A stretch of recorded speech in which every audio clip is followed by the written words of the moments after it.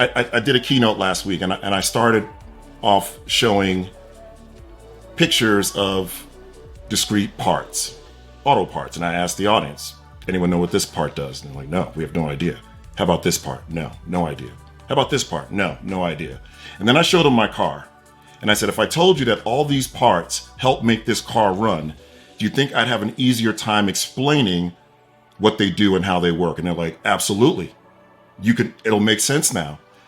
And so when I talk about reverse engineering the process, we start with the outcome, the purpose of a learning community. I've asked enough leaders and teacher leaders who are super well-intentioned and super passionate about the process, what's the purpose of this thing? And often I get answers like, we look at data and we talk about kids. We meet in teams. We set SMART goals. And while all of those are parts and components, it is not the purpose. I mean, the literal purpose in its simplest form is to organize to ensure every student masters agreed upon essential skills and competencies. Whatever a team or a school decides every kid's got to know and be able to do, we organize around that.